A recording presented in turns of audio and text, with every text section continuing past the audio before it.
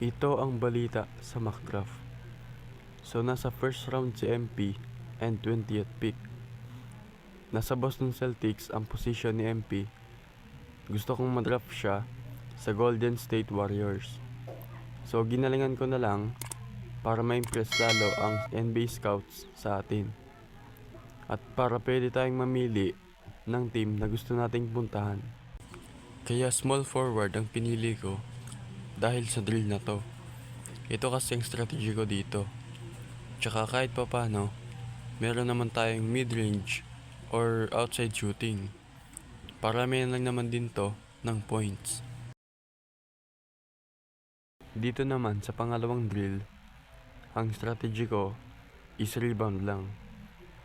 Kasi ang kailangan mo lang gawin is makuha mo yung bola sa kalaban. So kailangan 3 beses mo silang ma-failure. Dito lang ako nahirapan sa drill na to. Muntikan pa ngang makakaisa lang ako.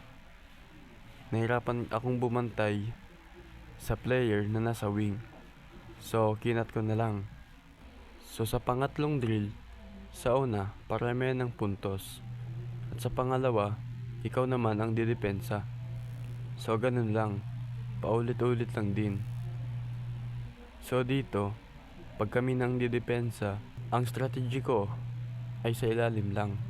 Just in case kasi na sumalaksak, andun ako. At pwede ko pa siyang pahirapan sa layup na gagawin niya.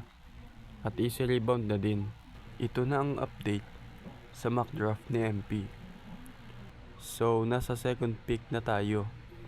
At ang team na mapupuntahan natin ay Grizzlies Memphis. Next video, ipapakita ko kung saan tayo mapupuntang team.